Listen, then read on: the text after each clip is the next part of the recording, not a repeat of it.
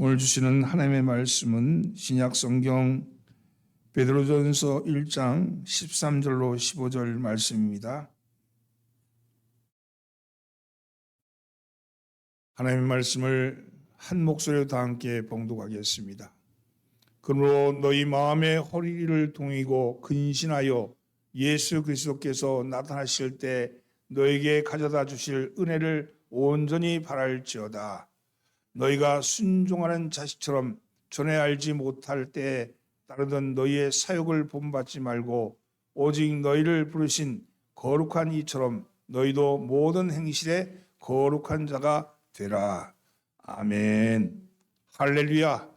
오늘도 예배에 참여하신 여러분들을 환영합니다. 옆에 있는 사람 인사 나누시죠. 잘 나오셨습니다. 앞뒤로 인사하면서 은혜 받읍시다.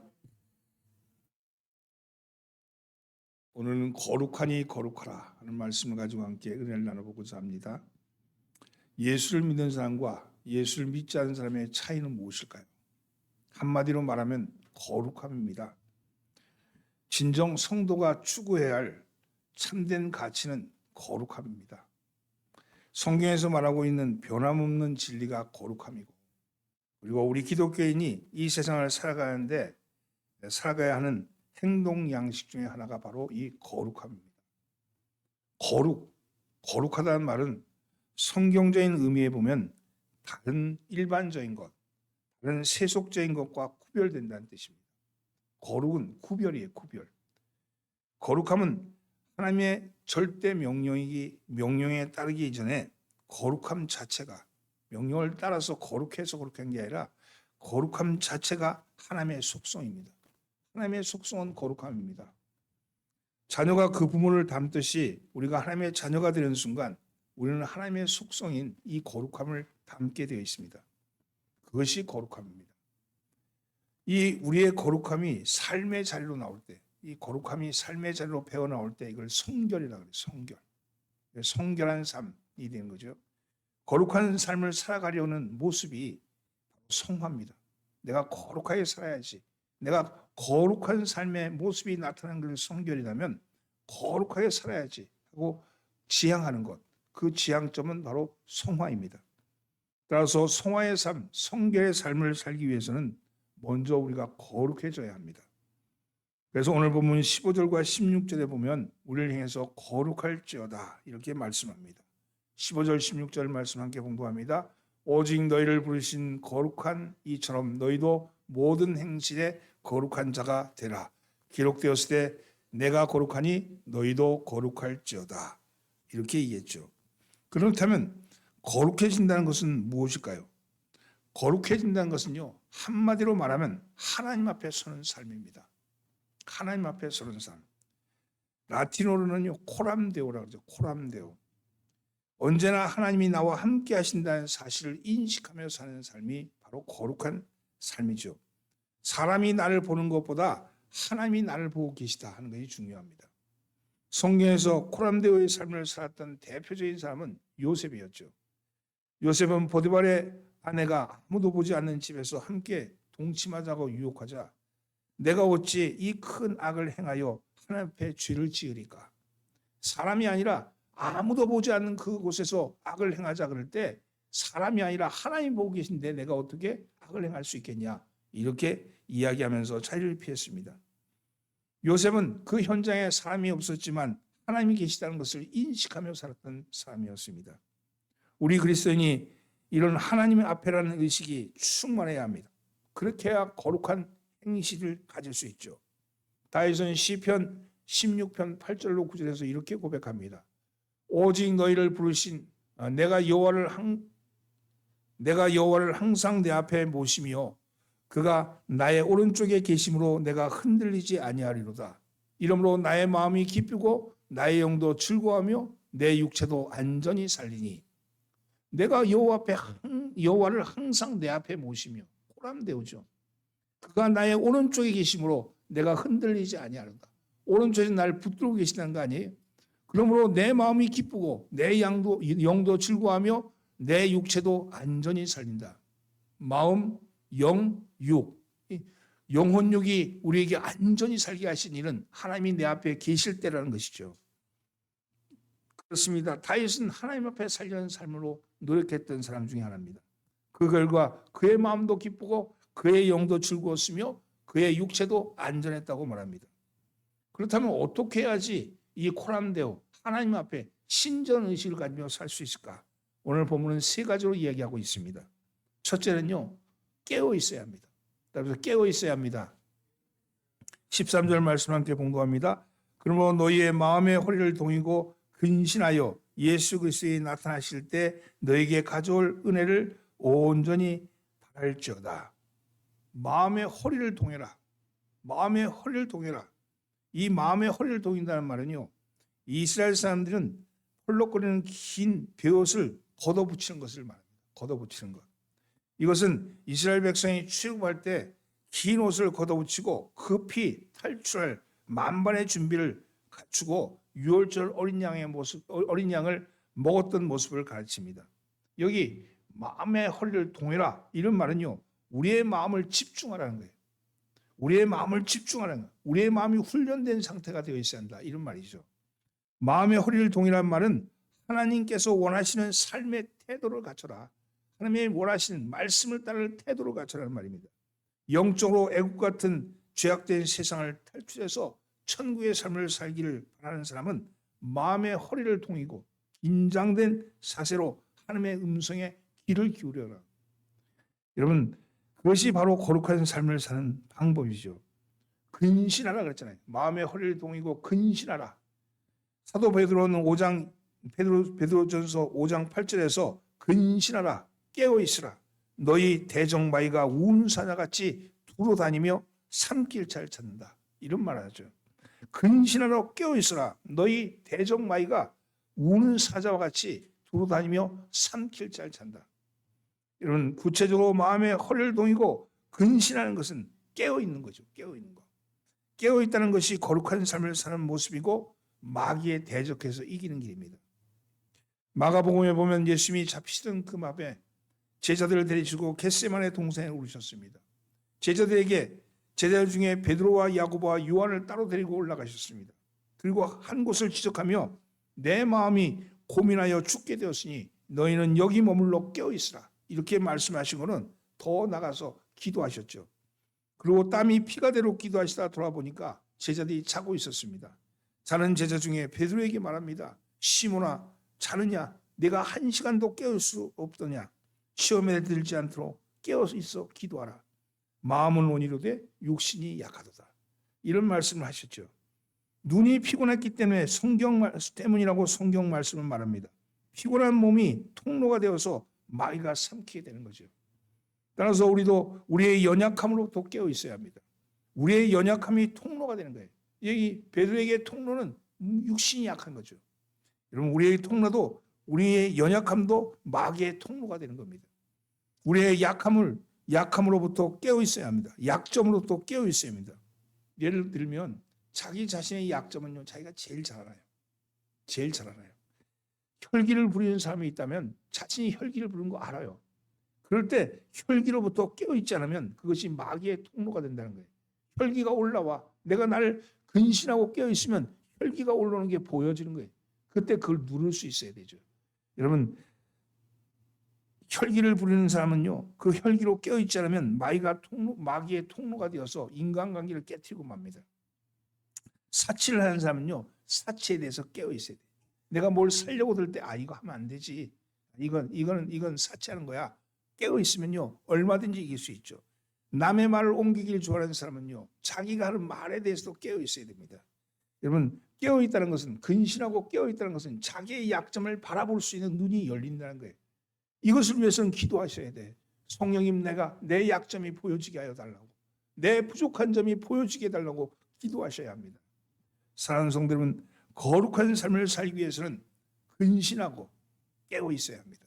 여러분, 깨어 있을 때 여러분이 그 마귀로부터 이길 수 있고 거룩한 삶을 유지할 수 있을 줄 믿습니다.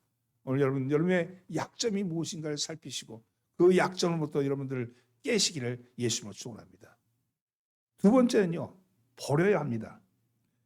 14절 말씀 함께 봉독합니다. 너희가 순종하는 자식처럼 이전에 알지 못하는 때에 쫓던 너희의 사욕을 본받지 말고.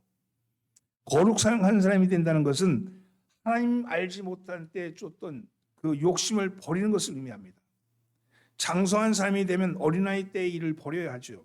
그래서 사도 바울은 고린도 교회를 향해서 보낸 첫 번째 편지에서 내가 어렸을 때 말하는 것이 어린아이 같고 깨닫는 것이 어린아이 같고 생각하는 것이 어린아이 같다가 장성한 사람이 되어서 어린아이를 버렸노라. 이렇게 말합니다. 내가 어렸을 때는 말하는 것이 어린아이 같고 깨닫는 것이 어린아이 같고 생각하는 것이 어린아이 같다가 장성한 사람이 되어서는 어린아이를 버렸노라. 그렇습니다. 내가 깨달았으면요. 예전에 갔던 것을 버려야 합니다. 자녀는 부모를 닮습니다.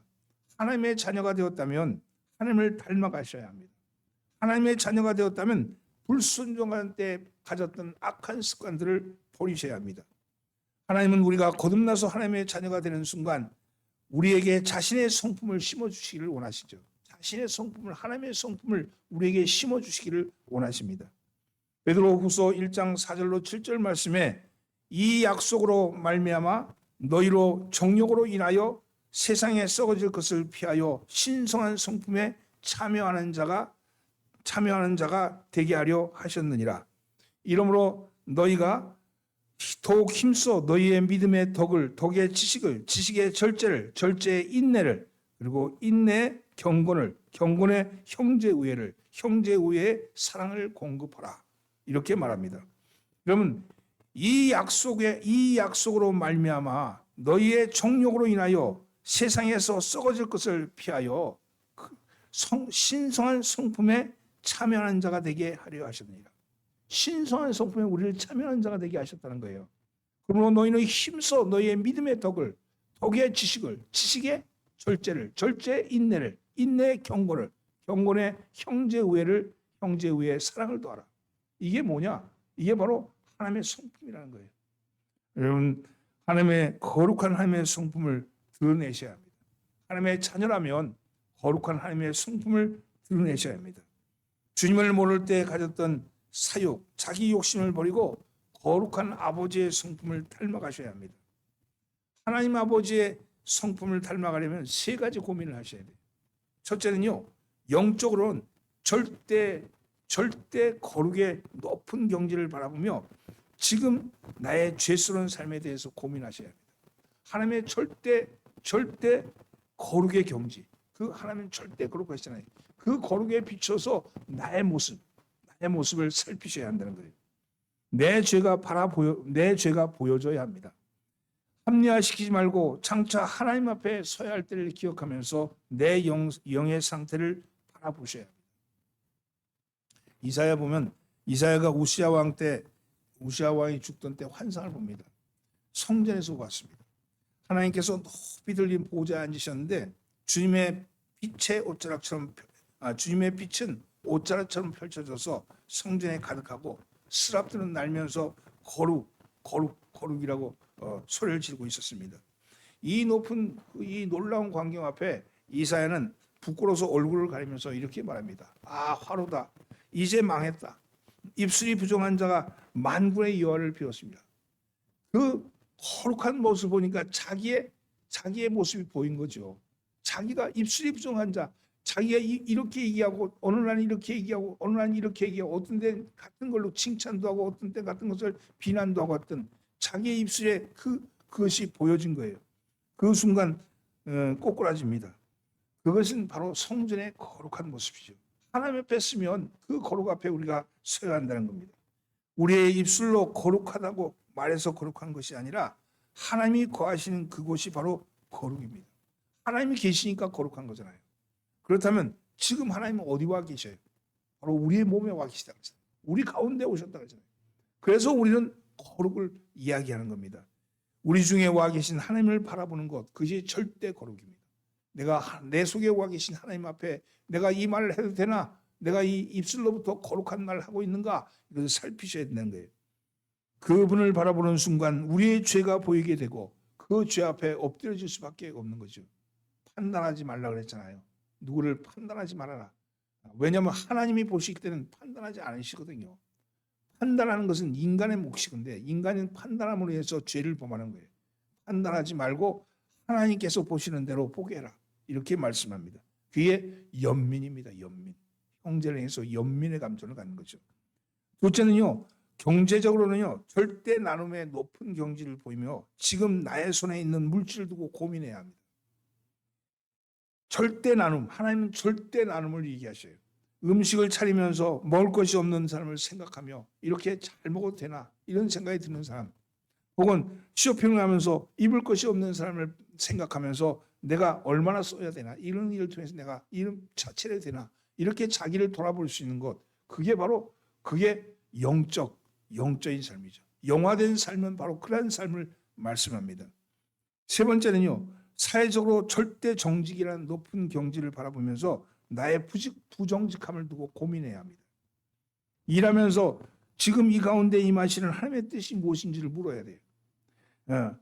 말을 하면서 과연 나는 정직하게 말하고 있는가? 여러분, 말하는 것 중에 들은 이야기를 그대로 전하지 못하면요, 들은 이야기는 전하는 것은 그대로 전하지 못하면 전하는 것은 부정직입니다.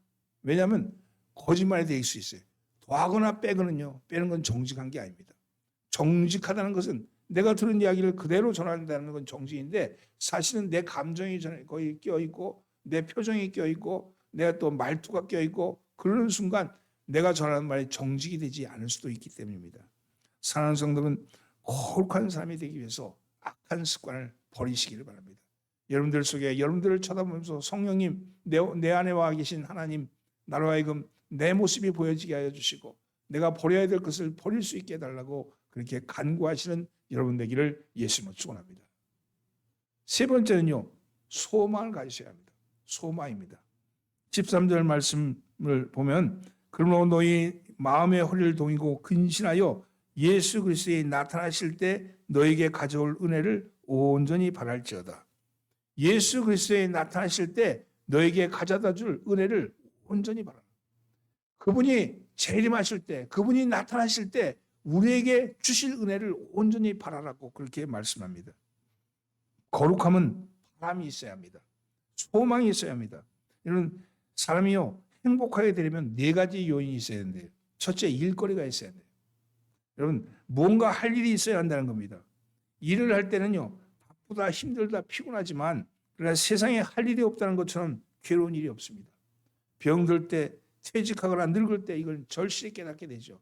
여러분, 일이 없다는 것은요, 그건 정말 행복의 요인이 아니에요. 뭔가 일을 해야 합니다. 일한다는 건 건강한 모습을 나타내는 거죠. 둘째는 사랑하는 것이 있어야 합니다. 사랑하는 게 있어야 돼요. 얼핏 사랑받는 것이 중요하다고 생각합니다만은 사실은 이보다 더 절실한 것이 사랑의 대상입니다. 내가 사랑받는 것도 좋지만 사랑할 대상이 있어야 되는 거예요. 내가 마음과 정성을 다해서 사랑하는 그 무엇인가가 있어야 합니다. 사랑하는 것이 없다는 것은 참으로 슬픈 일이죠. 여러분, 사랑을 만드세요. 사랑거리를 만드세요. 뭔가를 사랑한다는 건 이런 개를 키우는 이유가 아마 그런 것 같아요. 개를 키우는 이유. 뭔가 내가 사랑해야 될 대상을 만들어내는 거죠. 그러면 세 번째는요, 믿을 것이 있어야 합니다. 뭐니 해도 믿음의 대상이 없는 사람은 불행한 사람입니다.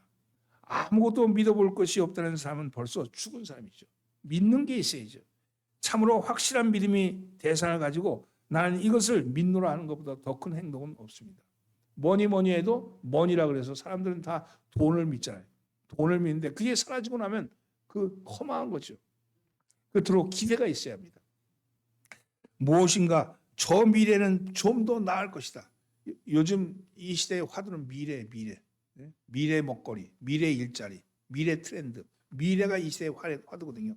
왜 미래가 화두가 되었을까? 오늘이 암울하기 때문에 그런 거예요. 오늘이 암울하기 때문에. 그러니까 미래를 바라보는 거예요.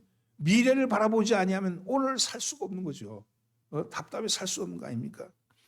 세상은요, 현재로 만족할 수가 없습니다. 반드시 미래지향적인 약속이 있어야 되고 더 밝은 미래를 보는 소망이 있어야 한다는 겁니다. 그래야 비로소 삶은 행복해질 수 있는 거죠. 오늘 성경은 이렇게 말합니다. 너희가 너에게 가져다 줄 예수 그리스도께서 나타나실 때 너에게 가져다 줄 은혜를 바랄지어다. 하나님의 은혜를 바라라. 이렇게 말합니다. 거룩한 사람이 되는 것은요, 거룩한 소망, 거룩한 기대감이 있어야 합니다. 예수 그리스도께서 나타나실 때 우리에게 가져다 줄 은혜라고 말합니다. 우리가 사는 이 땅은 우리의 나그네라고 얘기하잖아요. 나그네. 우리의 소망은 여기 있는 게 아니라 저 천국에 있습니다. 이 땅에서 행복하게 살아야 하지만 궁극적으로는요, 예수 그리스도께서 나타나실 그때 우리에게 주실 은혜입니다. 여러분, 그 은혜를 가지고 살아가시는 여러분 되기를 예수님으로 축원합니다. 선지자 리빙스턴이 아프리카에서 복음을 위해서 수고하다가 1896년에 영국으로 돌아왔습니다.